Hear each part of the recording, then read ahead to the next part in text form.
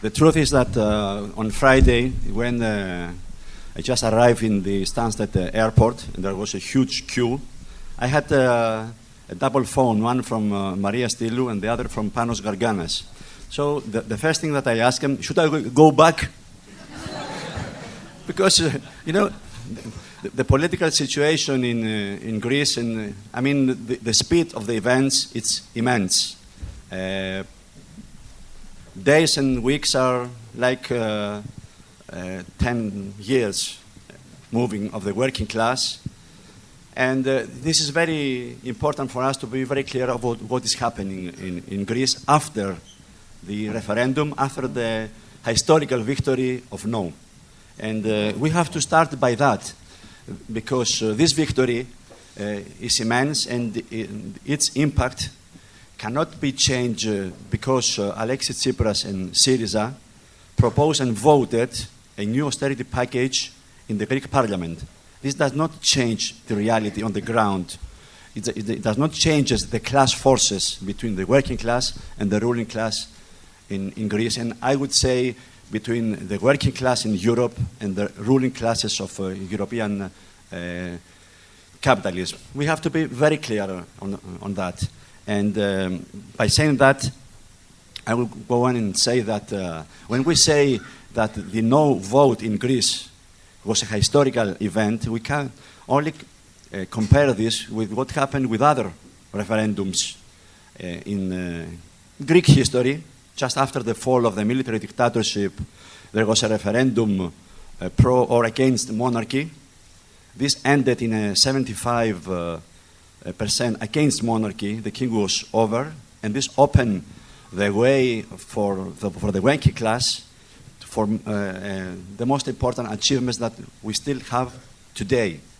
The building of workers' union, huge fights against the regime, the birth of the left, the birth of the revolutionary left from that period. This is the nightmare that is still haunting the Greek ruling class. They always go back to that period and they say, we have to end the achievements of the working class that happened after the fourth dictatorship and after the referendum of that period. But we can also go to Europe and see the referendum in Italy in 74, 75, when two referendums voted for the abortion and for the right for divorce in marriage. And this was the Pope in Italy. So the radicalization of the working class and the achievement of the workers' movement and the women's movement was an immense victory for the movement. And also we have to go in 2005 in Europe, when in France we had the no to the Euro Constitution with 55% and the 63% in Holland against the Euro Constitution. The European ruling class was in panic. So we have to keep in mind all these things, and the effects of the Greek no, they are coming in a different period. We're in a period of crisis, of deepening crisis, and increasing political instability in Europe. You know that the European ruling class, they are not just some mad guys who just want to put the Greek government to sign all this austerity package that leads to nowhere.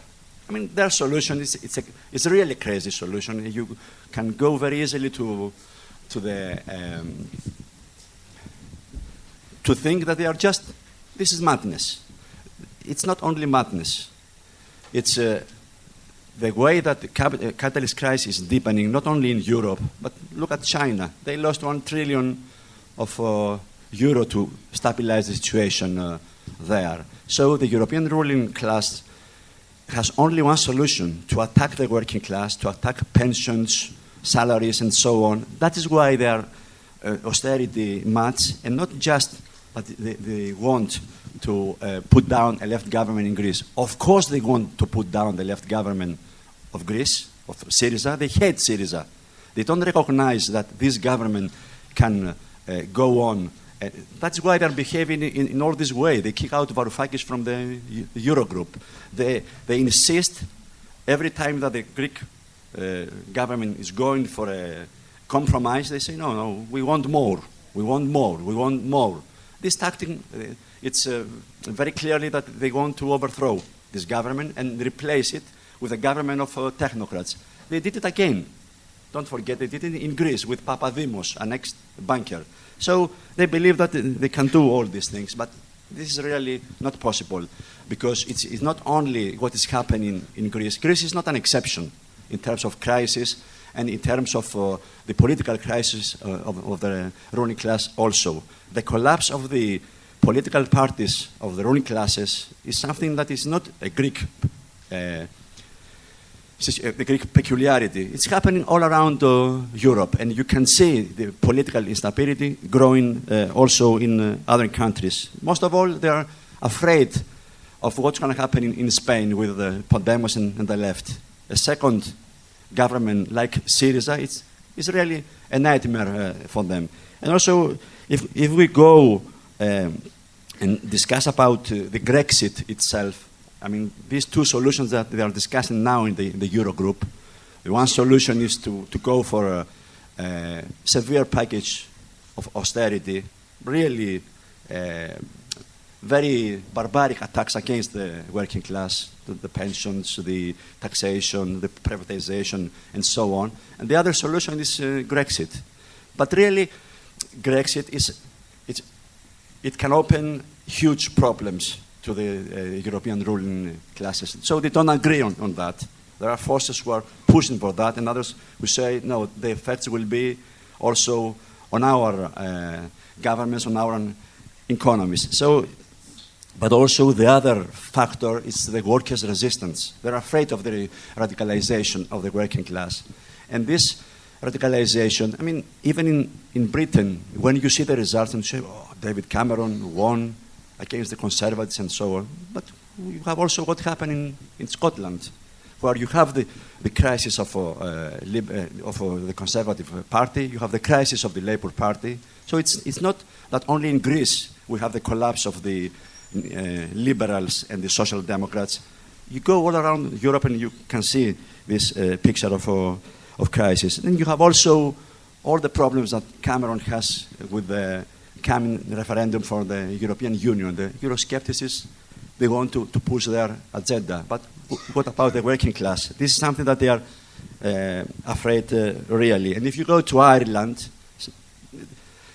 they're always presenting in Greece that Ireland is the success story that Greeks they didn't have. They have sacrifices in Ireland, and this is an example. You don't want the sacrifices. That is your problem. You're resisting. You're striking. You're making occupations, and so on, which is not a correct picture. I mean, the referendum in Ireland and the positive vote for gay marriage is a clear sign of the radicalization of the workers. And this can also lead to resistance. Of course, it was connected with all the movement for water and so on. So it is very clear that the no in Greek referendum has its own effects, and it was expressed really by the wave of demos and demonstrations in solidarity with the Greek no all around Europe and all around the world. What is very important to understand about the Greek no, it is that it didn't come from the air. It is very clear that the last 5 months with a Syriza government, the turn to the left for the Greek working class continued much more. It didn't stop. And it was very clearly connected with the situation in the working class that the resistance, it didn't stop because they voted, because they went to the ballot. They didn't lose their consciousness. They didn't lose their experiences of struggle or the sense that we can change things. So when Syriza signed the first agreement on 20th of February, before of that, there were mobilizations. There were demonstrations in Greece against the compromises. And it was amazing that when Syriza shifted and the Varoufakis and the other ministers, they argued that, okay, forget cancelling the debt. This is not realistic. Let's make a smaller agreement. Let's extend the old memorandum for 4 months we're going to win some time and to reorganize from our side and achieve a better agreement with development, with some more money for investment and for development, and less percentage for surplus, which will give us possibilities to give more money for health, for education, for jobs, and so on. There were demonstrations, and the first demonstrations were organized by the government, and a lot of people appeared there. The second demonstration was organized really from below, and most of the people, they said, we support the Greek government negotiation, but we say not even a step back. And this was much bigger than the previous one.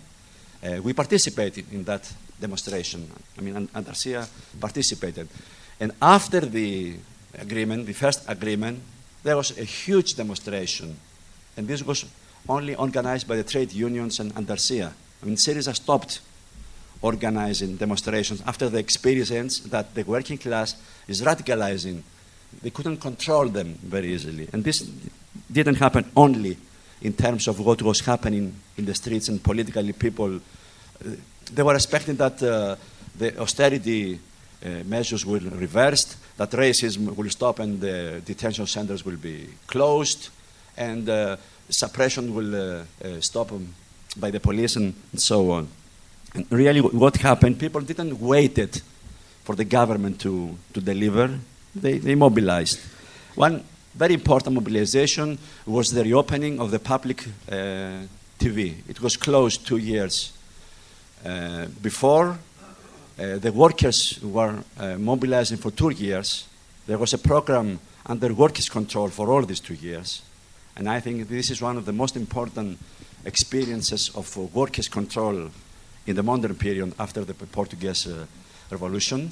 And these people, they imposed to Syriza that they will not go back, because Syriza, after the agreement of 20th of February, they said, okay, they had a program, they call it the Thessaloniki program, the immediate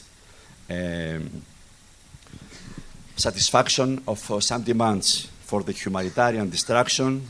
They said 2 billion euro for homeless, for jobless, and for so on. They said that they will reestablish the lower wage, and they will stop the tax for housing. There were 3 or 4 measures who were very important for the people who fought against the austerity. And in this, it was included the reopening of the public TV. And they said, okay, we have to wait for 4 months in all this extension of the agreement.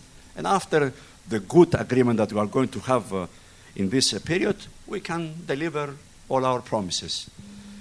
But the workers really didn't, okay, you have to wait.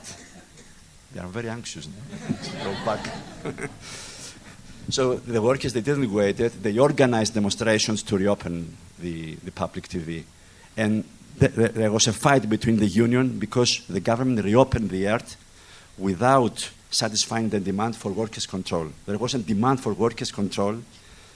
The government established a director, and the union said, we don't want him because he was connected with the old restructuring of the public TV. And because I see the chair, she's working in the hospital. And the hospitals were on strike on 20th of May. The hospital workers organized a very successful strike that they enforced the government to give, to pay the salaries that they denied for the young doctors, because they said, okay, we have to make some cuts in order to pay 8 billion to the IMF. They did that. They paid 8 billion in all this period. But every time they were trying to find the money without the loans of the banks, because the European Union, in all this period, they stopped giving money to the banks. They stopped giving even €1. So the blackmail started from the first day, not the last month. We have to be very clear on that. And Syriza government tried to get money from everywhere, from the hospitals, from the universities, from the disposables, as they call it. And the workers reacted to that. They say, no way, cancel the debt and give us the money. And they were successful strikes, and one of them was in the hospital. The other, it was in the port of Piraeus. One part of the agreement was the privatization of the airports, the peripheral airports. But peripheral airports, it's Rhodes, it's Corfu, it's Heraklion. It's the most profitable airports. They're very clever, you know, the capitalists. They don't want rubbish. They want good things. And so there was a strike in the port. It was organized by Syriza trade unionists. These people, they almost left Syriza, to be clear, but they moved to organize the strike. There was also political mobilization in this period. They tried to postpone the starting of the trial of the Golden Dawn. They made a lot of declarations that, okay, the chairwoman of the Greek parliament, she even said that the Greek parliament, in order to be democratic, they should invite from prison the Nazi MPs to vote, because without their vote, we don't have democracy and we don't have legitimate process. Fortunately, she lost that. And but there was on 20th of April, when we called a demonstration, this was accompanied by a general strike of 4 hours by the Public Workers Union. So for us, it's a very clear picture that all these months we had the economic struggles. We have also political struggle in defense of the refugees. We even invaded with a demonstration a concentration camp, and the minister himself came there to avoid that. He promised we are going to close the detention center. There was a revolt inside the detention center because 4 refugees died. One committed suicide, and 3 of them died because of lack of Medicare. So there were really all this mobilization that opened the way for the no vote. But most importantly, when Syriza was very clear during the middle of June that they are moving for a compromise and for the new memorandum, there were discussions in the trade unions. So on 21st of June, before that, it was a Sunday, there was a huge demonstration organized by the Public Workers Union in Andalusia. Thousands came to the street saying no to the old and new memoranda. We don't accept any compromise on this. And on 26th of June, the Public Workers Union decided on the proposal of Andalusia trade unionists and Syriza to go for a general strike. This was the same day that Alexis Tsipras announced at the night the referendum. So we have to be very clear how we came that Alexis Tsipras and his government decided to go to the referendum. And it was not only the call for a general strike by the Public Workers Union, but already the workers in the sailors, the big sailors union, they called for a strike on 30th of June. And one union of them, they say we go for a permanent strike. In Greece, if you close the ports, it's very important. The last government of Social Democrats and the neoliberals, they stopped it by military law. They say there was no other way. Suppression courts, they defied the courts. So we have to be very clear that the no vote was based on all this mobilization, on the growing left turn. And I would say that we lived 10 days that shocked the ruling class. It was very happy days. I mean, we learned the Greek referendum at 1:30 in the morning. Personally, I was sleeping. I was watching the TV, and they say, the Prime Minister will make an announcement. He was going very late, and I slept. So 6 o'clock in the morning, there was a call by the Central Committee of Socialist Workers Party that 9 o'clock there is a special meeting. On 11 o'clock, everybody was on the streets supporting the no in referendum. We were very clear how to react on that. And it was very clear that this referendum was not a trick by the Syriza government. they didn't have any choice because there were two problems. The European ruling class is behaving the way that they are still behaving. They don't want any compromise. They want to overthrow the government. Syriza was retreating, and the workers' movement, they didn't want this agreement. So they were forced to shift through the referendum to win some time. It was very clear that they were not 100% for the referendum. They tried first to use it as a bluff, as a way to negotiate. But because the working class took this from below, there were assemblies in the workplaces. You could even see in the Ministry of Finance a huge banner, 10 meters to 6, vote for no, where, and this was in Syntagma Square, and this went all around. I mean, this is, people who are smiling were very happy that we have the no. Now we're going to fight against the bankers, against the European Union, forget the euro, we have our own solutions, and so on. I mean, the sense that in all this class polarization, the workers were very confident.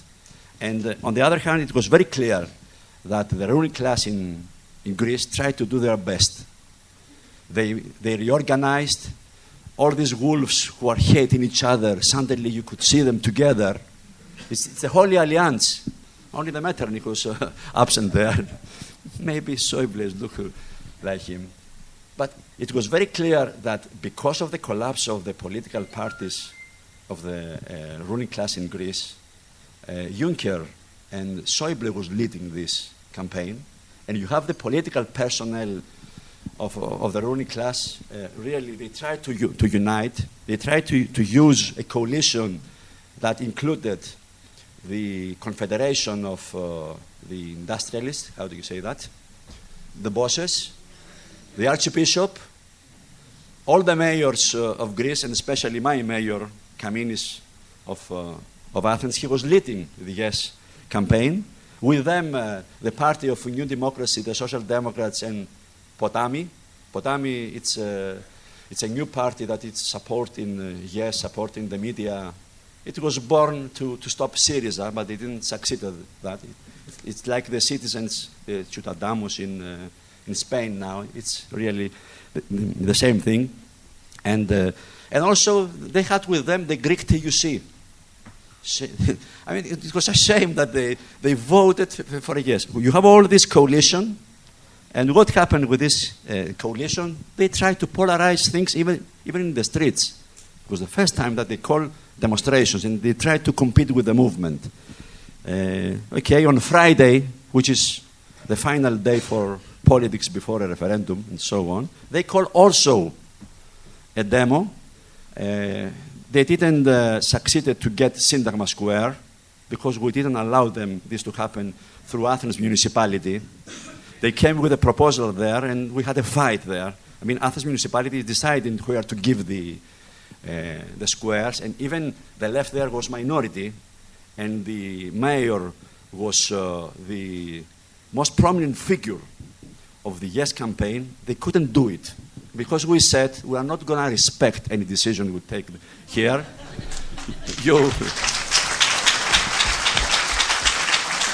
And our main thing is that we call what the European Central Bank was doing with a coup d'etat. It was really a coup d'etat. Okay, and all these puppets were around, and the biggest puppet was my mayor. Okay, and they said, okay, there is no decision that we can take with you.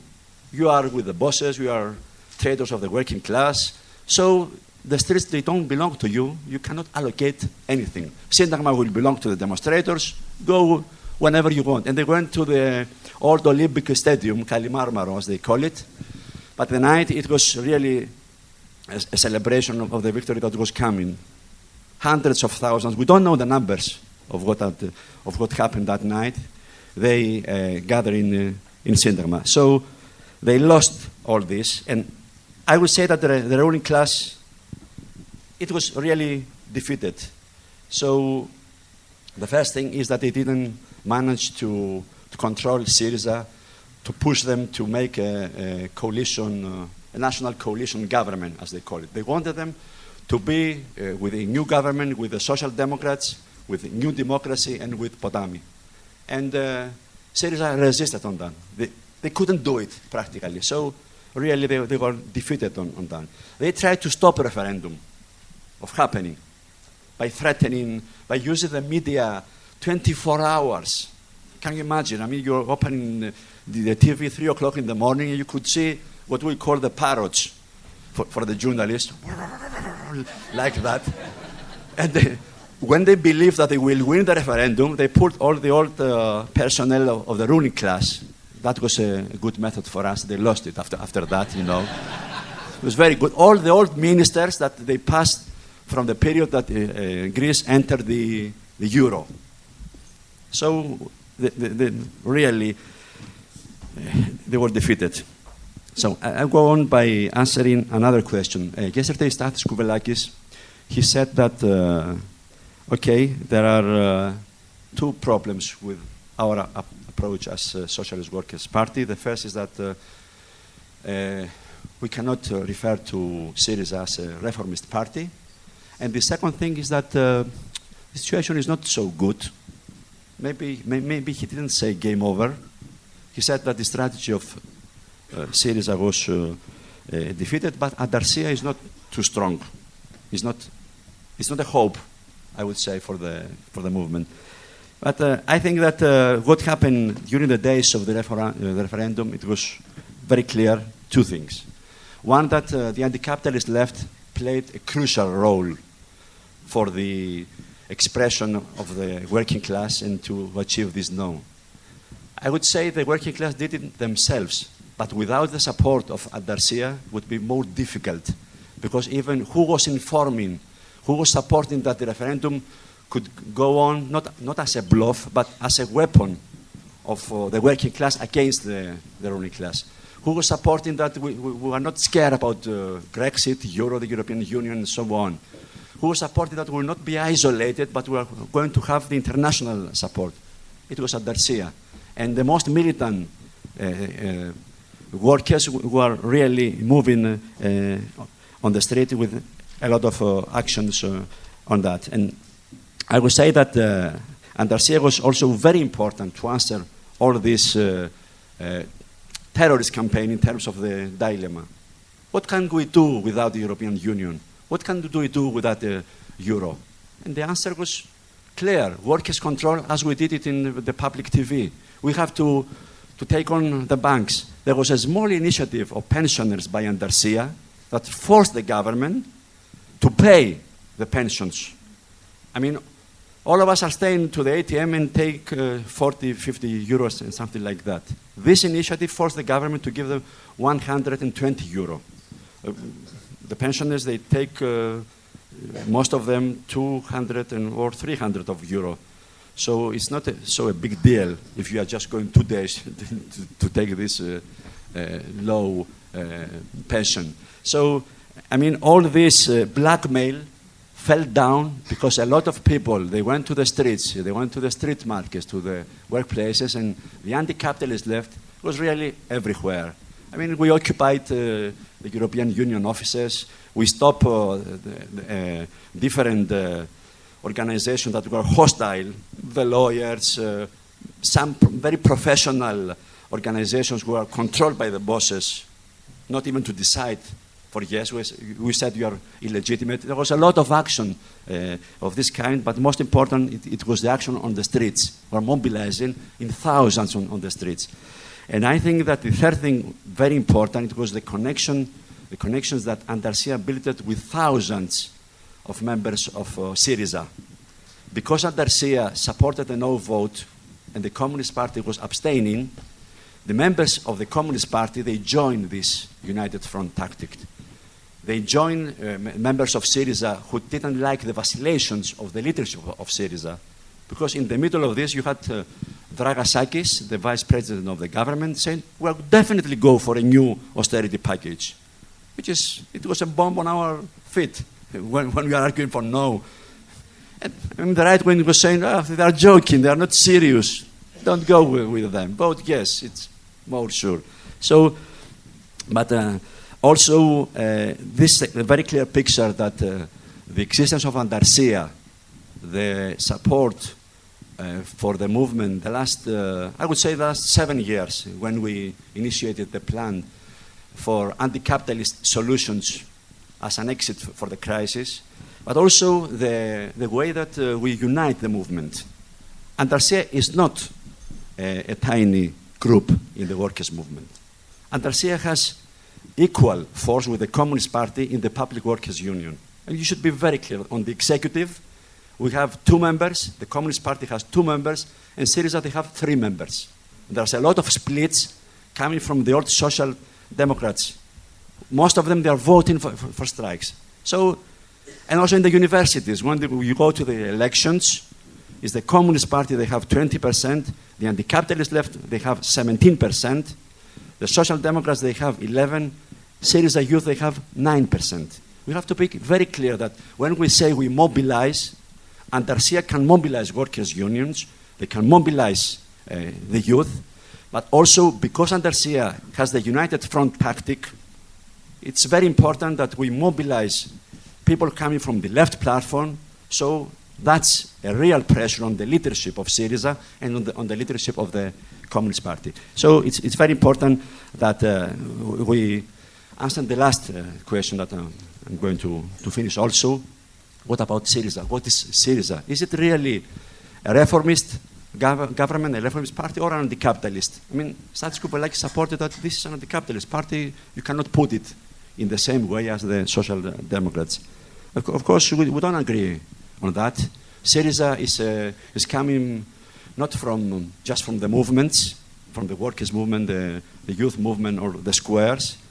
It has history in Greece. In their history, it's synaspismos, it's the Euro-communist tendency. In 1989, they joined a government with right wing when the first PASOK government was collapsing, and they work from that period to save capitalism. They work with the strategy of compromises and not of rupture, and not of fighting against capitalism and the system. They work that the institutions can be controlled by a parliamentary majority.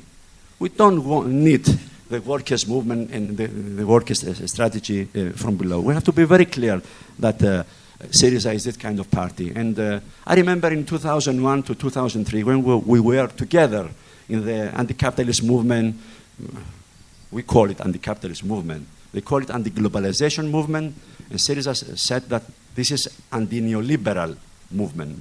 This is not anti-capitalist movement.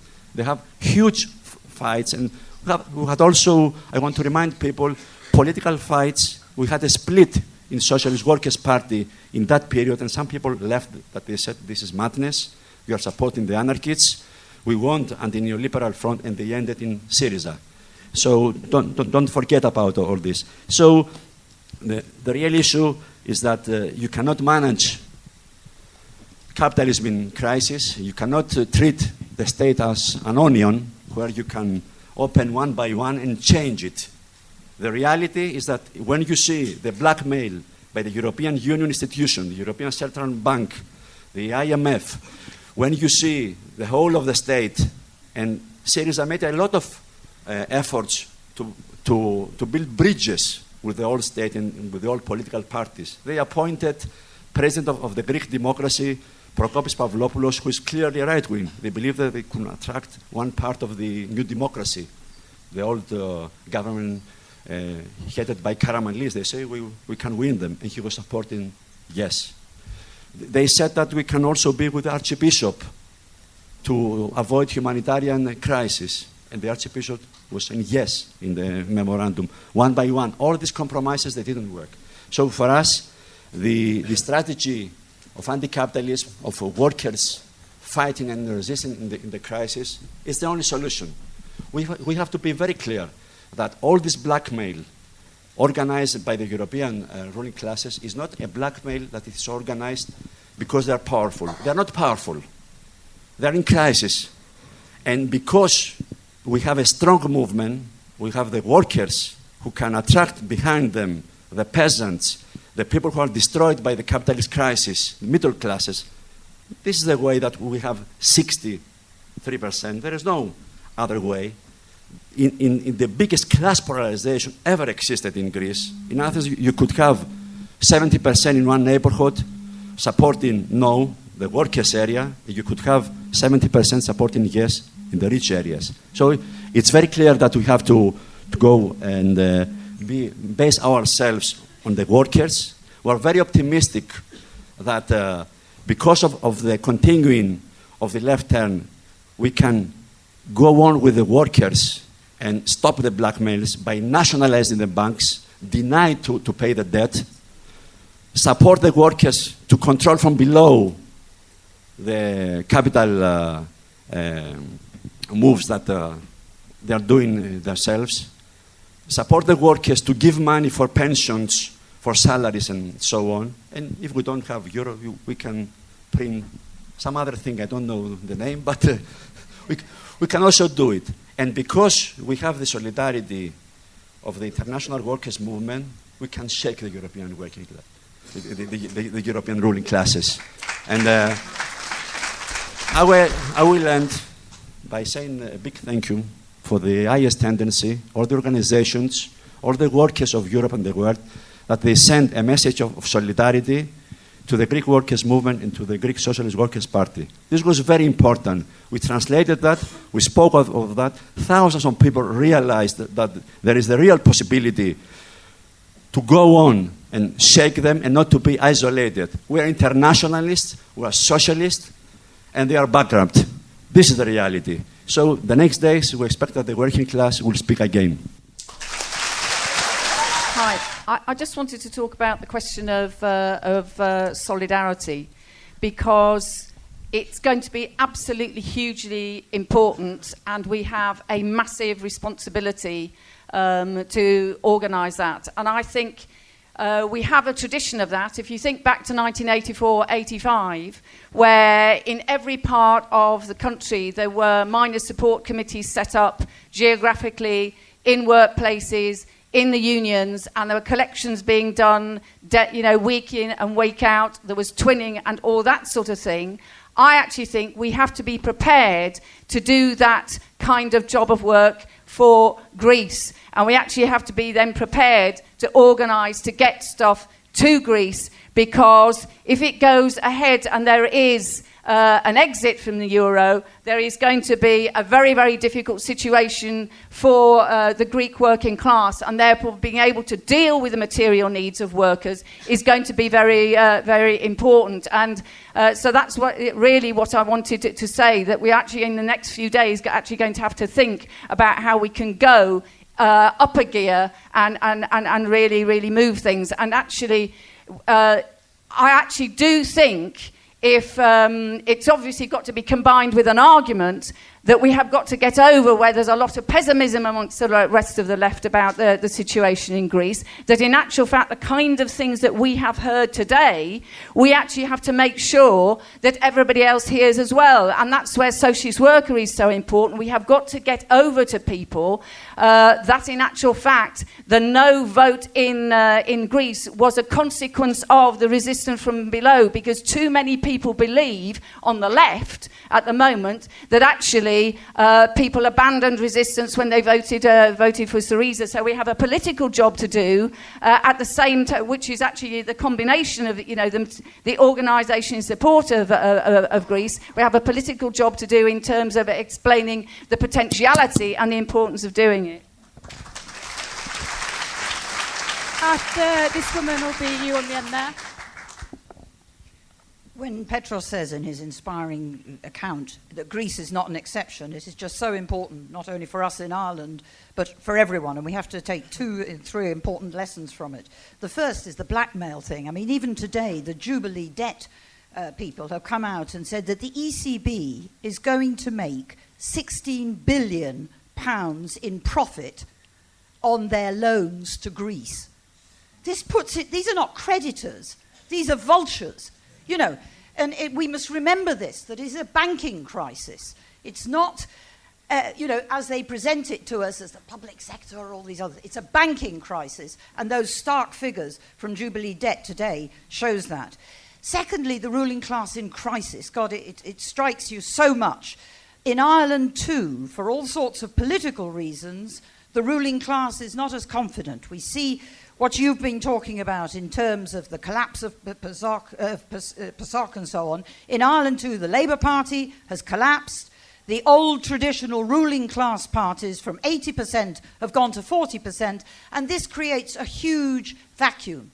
So that therefore, when things like the banks are closed, it creates a crisis for them too. Because as you were pointing out, and somebody was pointing out in Ireland in the 1970s, when the banks were closed, it actually showed people that these banks are socially useless. You can manage without them. And actually the potential of that you can see, because in Ireland on the television you'd have the RTE, the official news, saying everything's panic in Greece, and behind was a queue of people quietly chatting about things, no panic at all, and managing perfectly well, thank you. So this opens up problems for them. Also, the fact that in Ireland, the arguments, the two arguments that you make are crucial for us in Ireland. That Syriza is a reformist outfit. It's very important because we have the same argument with Sinn Féin. Sinn Féin in the north is doing a reformist job in the north. You know, not even delivering reforms, by the way, but they are in government. They're implementing austerity, so they're reformists. Secondly, the role of the anti-capitalist left is so, so important. When Kouvlakis talks, as he did at the debate, you kind of think, hang on, you haven't been up for election anywhere except within Syriza.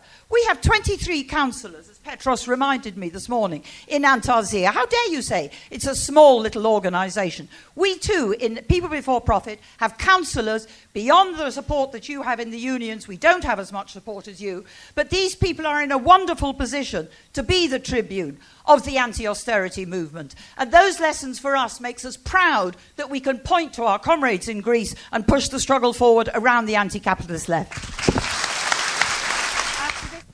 Yeah, I'm a socialist living in Seoul, South Korea, and I'm a member of a socialist organization belonging to the International Socialist Tendency. I'm an editor of Workers' Solidarity socialist paper, which is a benchmarked paper of Greek Workers' Solidarity paper. Anyway, I may be presumptuous, but I need to argue that the Greek comrades, Greek revolution socialists, need to bring their politics into the workplace, shop floor, because we need to take into account trade union bureaucracy. I'll take example. You know, in 1997, there was a mass strike, but bureaucratic mass strike in Korea, and then there's a crisis, economic crash and crisis, in which the East Asian tigers were involved, and Korea was one of the so-called East Asian tiger. And the government was changed from a one-party state and a liberal president inaugurated.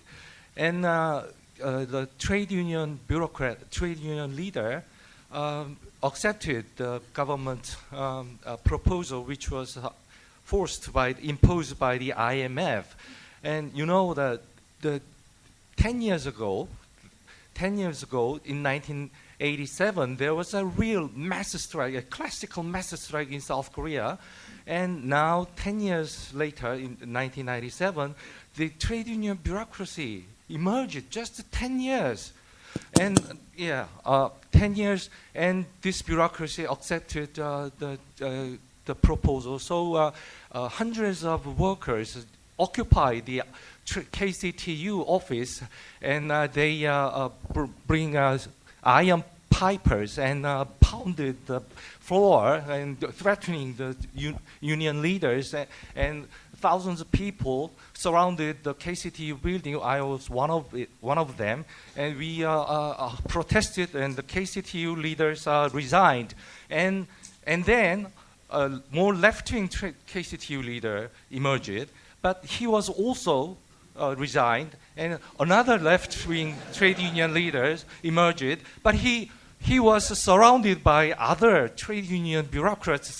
So there was a series of political one-day strike, a series of political one-day strike, but it did not, crush. It did not defeat the IMF program, structural adjustment 3 minutes, program. please. So yeah, we need to bring politics into workplace, which means the politics should take a form of party cells, revolution party cells. It's not enough to argue for a sharp rank and file movement. Before that, we should build political cells and made even a united front within the trade unions.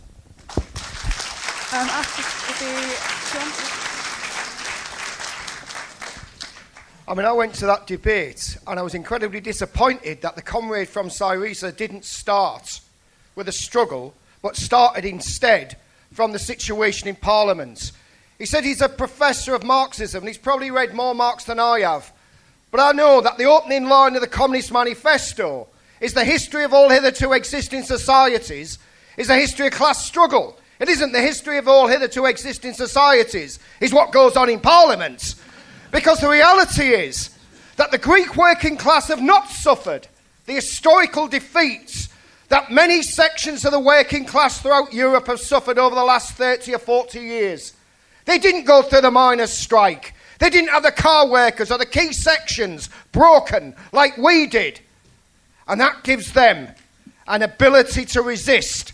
And those people who cannot understand that do not understand how history is made. And history, as our comrades from SEC have said, isn't made by what goes on in Parliament, the parliamentary votes. It's whether or not the working class will resist. See, Lenin once said that there is no crisis from which the ruling class cannot get itself out on one condition, that we pay the price. But there's a converse to that, isn't there? There is no crisis that we cannot get ourselves out of on the basis that we fight. And that is the basis of what is going to take place in Greece, because the genie is out the bottle. It's going to be very difficult indeed, regardless of the parliamentary votes, to impose measures on people who have fought tooth and nail year on year against those measures themselves. And that should give us hope. Now, I'll just finish with this. There is a question of a debt. There is a debt. We owe our brothers and sisters and the Greek working class a debt for showing us that it's possible to resist, to stand up, to say no, that another world is possible. And our debt can only be repaid when we build a movement which isn't just in solidarity with what they're doing in Greece, but emulates their struggle to show the European ruling class that Greece is what is coming to every single one of you, and it's coming because we're going to organise it. I'd like to thank the comrade, and I've got a question really, and I think it's maybe one that we can learn from, especially in Scotland. It's about the formation of Antarcia. You said that was 7 years ago. I just want to know about how that came about, because in Scotland we had the referendum campaign, which was an amazing sort of campaign, which brought loads of working class people into politics again out on the street. But I think we really missed on the left. We really missed the trick. We had a big.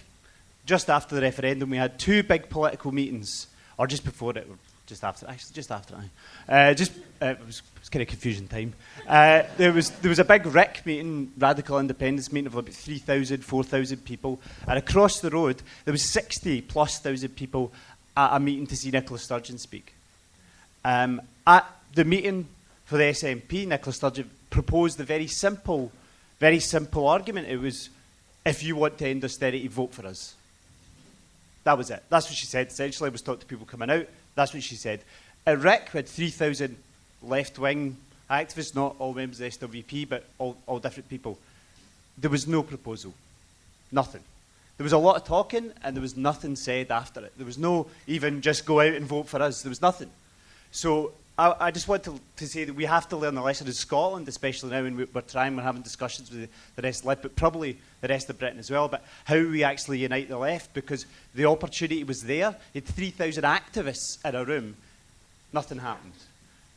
We can't lose that opportunity again to say that we need to have a united left. We really, really need to do this now.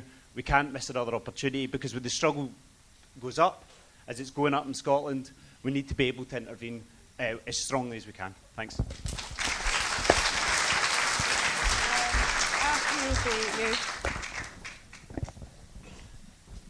Simon Hester from Tottenham. I don't know about you, but I've become a bit obsessed with my iPhone, and I keep watching the news, the Guardian, blogs, the internet to find out what's happening in Greece in the last hour or two. And there's plenty of speculation and lots of things going on, and it's all very exciting. And there's a danger with that, of course, is that we get completely obsessed with what's going on over there and forget about how we're going to deal with the situation here. And of course, we have to talk about solidarity, but it's more than just about collections and material aid, which may be necessary, and we may have to do that.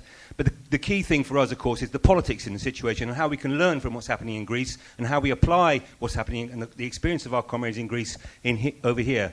Syriza was elected the most left-wing government in Europe for years and years and years off the back of a mass workers' movement, a fantastic step forward, challenging austerity, giving hope to millions of people around the left in this country and across Europe that there was going to be an alternative to austerity. But we understand, the comrades in Greece understand, he was talking about the onion strategy, they have taken office, they haven't taken power. And they are now the Syriza government is now facing raw, naked, class, economic power now, today, as the European Central Bank and the Eurozone make their decisions about whether Greece is going to be forced out of the exit or not. And the alternative power Petros talked about, which is the rising movement, the movement of the Oki campaign, moving today. They're talking about more strikes, demonstrations today, tomorrow, over the next few days.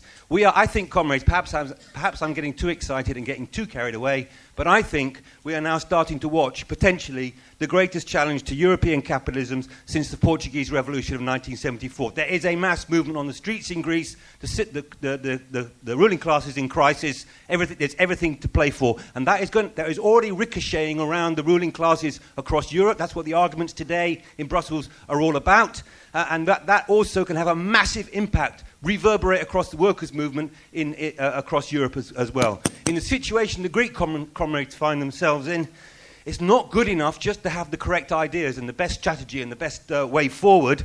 To make revolutionary ideas actually have an impact, you need people to make those ideas real. You need organisation on the ground to shape the ideas, to take the initiatives and the united fronts to make the difference. And underlying our approach to all these tactical decisions, whether you're in Greece or in here, is our understanding that at the end of the day, we're not trying to take over the system in order to run it. We have to smash the state in order to stop austerity and to make a serious difference. I asked Panos a couple of days ago when he came here, how many branches have we got in Athens? How do they actually work? What goes on? He says they have 32 branches across Athens. They have a first half political meeting like we do. They have a second half where they discuss what they're going to be doing. That organisation was absolutely crucial, as Petros said, on the Saturday morning after the Friday night when Tsipras announced the referendum. They were out on the streets. They were all doing the right thing because they have an organisation with the ideas to take it forward.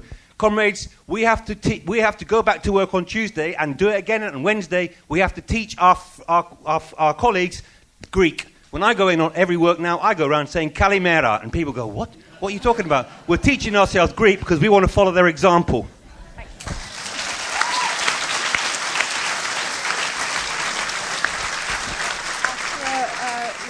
A woman at the back. Yep. Hi, I'm Wasim Wagdi. I'm a revolutionary socialist, and I just want to start by saying thank God for the presence and the existence of the Greek Socialist Workers Party. Everybody in the world have their eyes on Greece. All the working classes in the world, all the poor, all the ruling classes of the world are watching Greece now, with trepidation, of course. And today and yesterday there has been everywhere a very somber mood, a mood of devastation almost, because what Syriza did. But the point is that all of this desperation comes from the fact of investing hopes in reformism. On the other hand, we as revolutionary Marxists, when we saw the movement of the working class pulling behind it the poor in Greece and getting 62%, we knew that almost by definition what the reformists are going to be doing in reaction to this is look around the room of negotiations and look for the best compromise. And that's exactly what they did. And that's what they have been doing all their life, reformists. The capitulation of the left platform within Syriza is almost as shocking as the 4th of August 1914 when the Socialist Democrats went into the parliament and said, yes, we are with war against all other proletarians. The left platform said, yes, we agree to keeping Syriza together, keeping Syriza in government, even at the price of workers' interests, at the price of workers' organization, at the price of democracy. 62% of the people saying we don't want, and the left platform within Syriza, revolutionaries, Marxists, socialists, whatever they are, they say yes, because we want to keep Syriza in government. And in that situation, the working class either falls 10 years behind, falls into desperation, or if there is an alternative that is rooted in struggle, that has the political agenda to move forward with the mood of the class, they go with it. And that's why I say thank God for these comrades in Greece. They are doing a favor to the world, to all of us today. And I just want to say that I was honored by being with them on a demonstration on the 20th of May for the declaration of the strike of the health sector. And they have organized it, and they included everybody in a united front. And then when we went to Syntagma, to the parliament, what did we find there? We found the police of Syriza stopping us from reaching the parliament. The last thing I want to say is that within the discussions I had in Greece in that week, I met a news announcer from the ART who have for 2 years had workers' control, and they had run the national broadcast under workers' control. And you know what she told me? She said that the people from the Socialist Workers Party in Greece had talked about something called workers' control and workers running industry like 3-4 years ago. And she used to tell them that you are crazy. This is totally absurd. And then she told me when the time has come, suddenly, for all of us people working at ERT, the only logical step to do was workers' control and workers' administration. I hope that this is what hundreds of thousands of the workers in Greece will see now. Thank you very much. I just want to say, when I listen to Petros speaking, it makes my heart sore, really, the idea that people can really do something about it. And I just want to say that actually what you do has a real big impact upon people. Lots of people in this country, for the right reasons, support the European Union. But actually loads of those people have been challenged by what the structural adjustment policies that have been imposed upon Greece, and are now saying that they no longer can support the European Union. And I think that also that they now look to you in terms of the struggle. And I wanted to ask some questions, because I suppose I listened to what Simon's just said, and I'm like really hoping against all hope that you can do it. But I want to ask the questions, really, because there were some things that I was a little worried about. I wondered what you thought the response of the people who are from Syriza will be to what their leadership has done.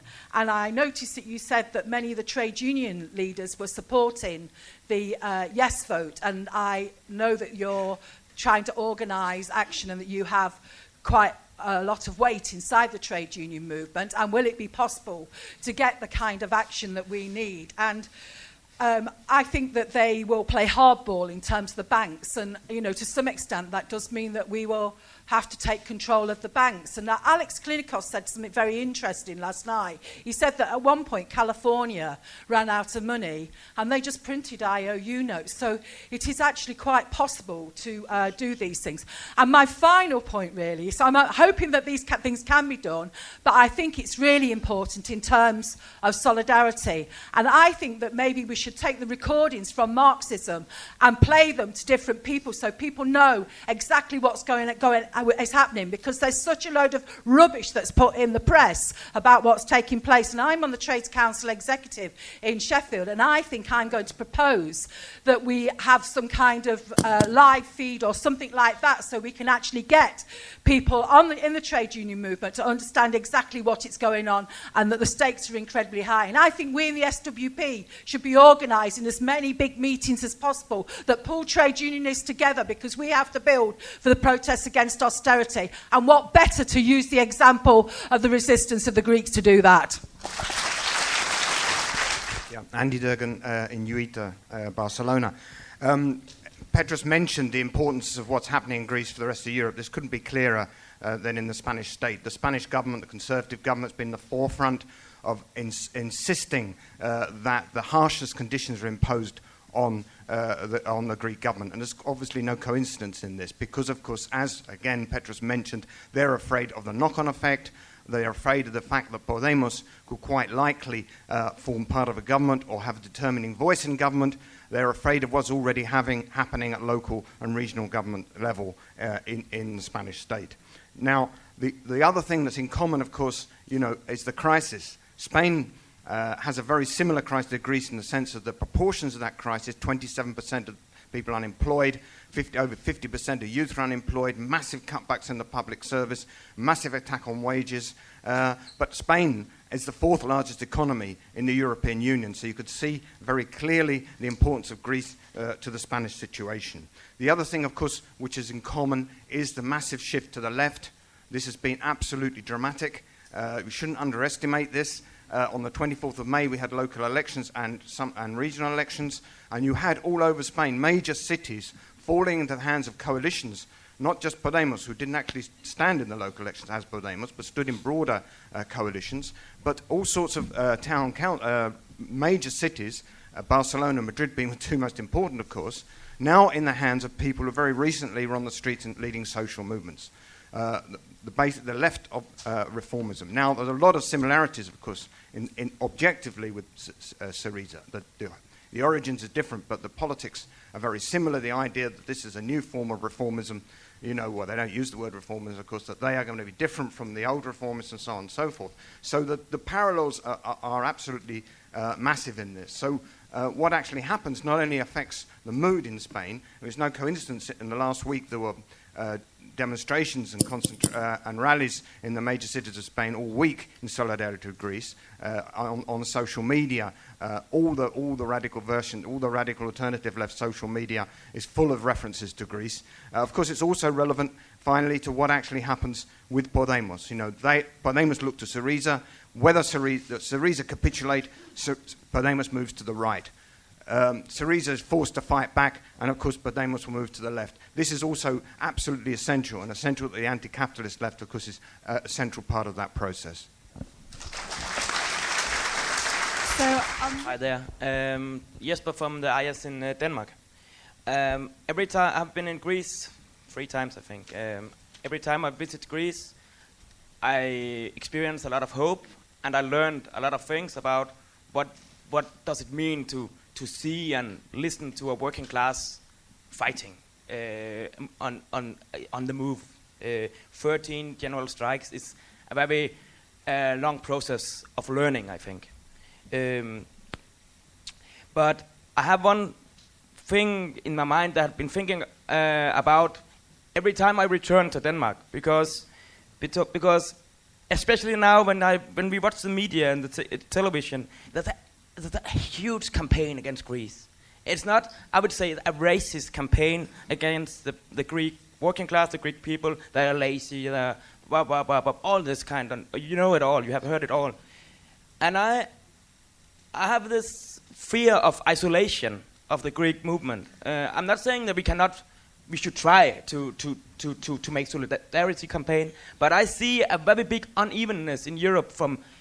We just had a general election in Denmark where the right wing won, the racist party became the second biggest party, and not much is going on in the working class at the moment.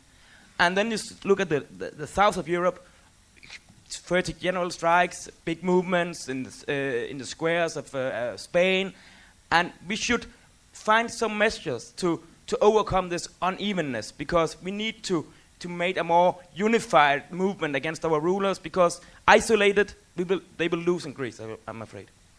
Thank you. Okay. First of all, I would say that the Greek Socialist Workers Party is not an exception. We are not clever or very clear and so on when we can do it. It's because our principle is based on the Marxist tradition, and this tradition is shared by all the organizations of the highest tendency. We learn a lot of lessons for years, not only in the university rooms and in Marxism like that, but also most of the lessons that we got, it was from the working class. We have big ears. We listen. And if you have big ears and you listen the voice of the workers and you discuss with them, if you are in a dialogue, you can be at least in a position to understand what are the duties for a left organization. So for us, this is the most important lesson. We try to listen to the workers, to the most militant workers. And if you don't do it, you stay back. This is what happened with the Communist Party. I mean, that's why the majority of their organized members, they chose, of course, to vote for no, of course, to organize campaign inside the workplaces. I think this is one of the most important things that we have to keep in mind. And also, the other thing that we keep is the United Front. I think that one of the best examples of United Front in the history of the international movement that we used with Syriza, it was the example of the Bolsheviks when Kornilov organized a coup against the Kerensky government. The Bolsheviks were outlawed. They were in prison, really, because Kerensky said, they are lunatics and they are preventing this government. And they said, we are going to fight against Kornilov.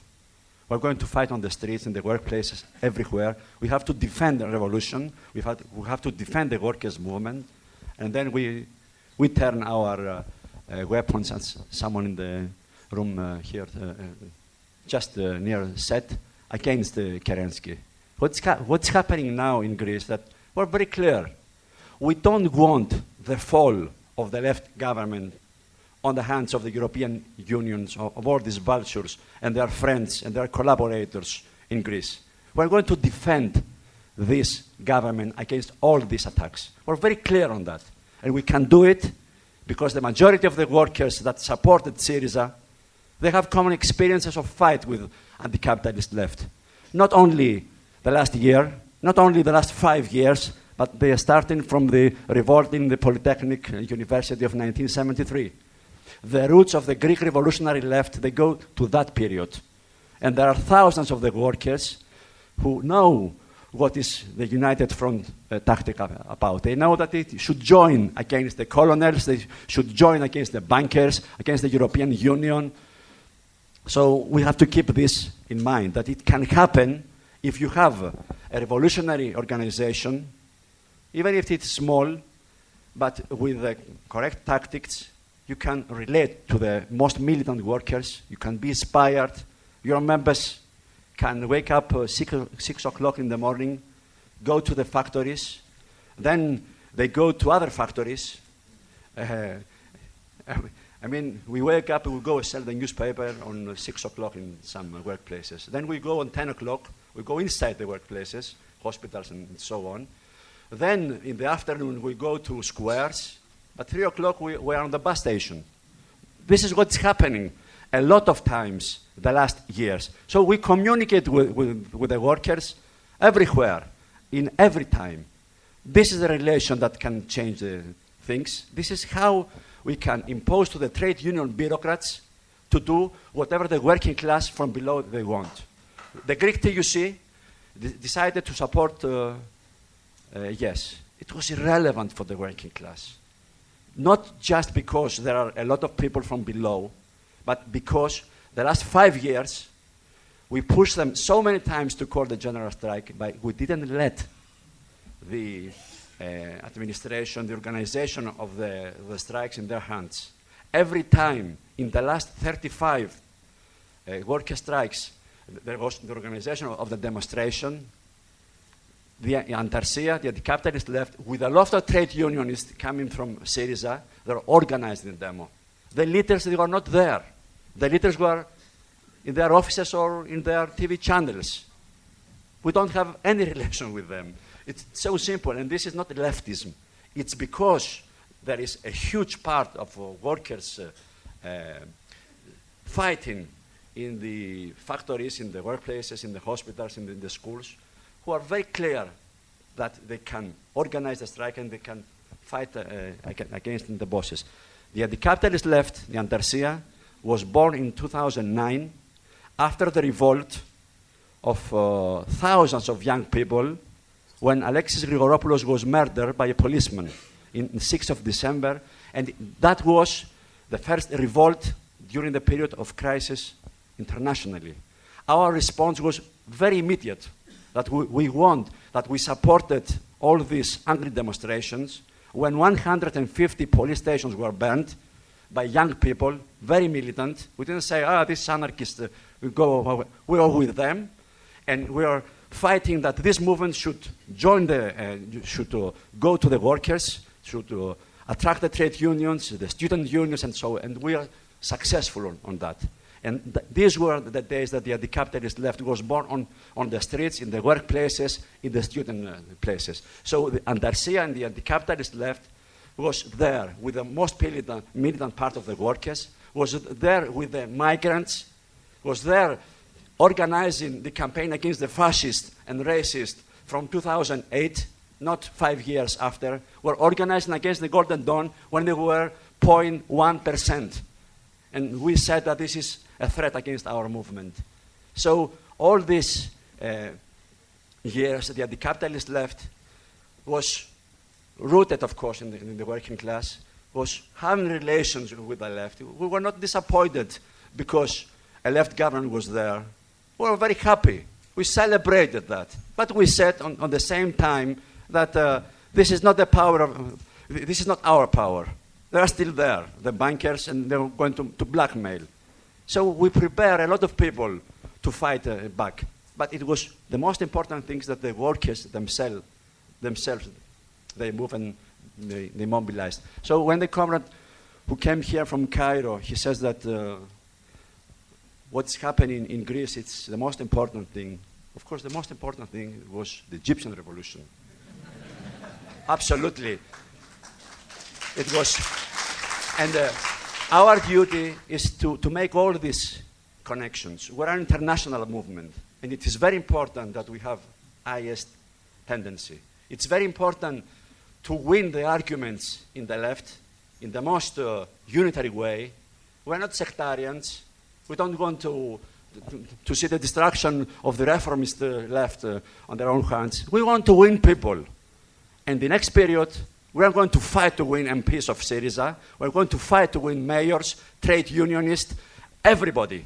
Everybody, they should join the struggle to stop austerity, but also to build in the workplaces. And I mean, the proposal of the comrade from Korea is quite correct. We try to build on a mass scale workers' cells. That's the only way to nationalize the banks under the workers' control, to stop all the blackmail for medicine, to stop the blackmail in the hospitals and everywhere. This is a plan that it is not only the anti-capitalist program of a left organization, this is the experience of the working class. You know that the Greek Public Workers' Union, they support the cancellation of the debt. They support the nationalization of the banks. It's not a left rhetoric of what is happening, a large part of the workers' movement. So in the next period, we're very optimistic that we can shake the ruling class, we can inspire an international movement, and we are very optimistic because we have revolutionary organizations in a lot of parts of the world, in Europe, outside Europe. And I will make a call for all the people who are outside the organizations. This is your time. You have to be part of this organized force that supports the self-energy of the working class. This is all about Marxism. Marxism is not theory, it's action, but it is also organized action to have results, to have victories. So join the SWP, join the revolutionary forces for the big victory.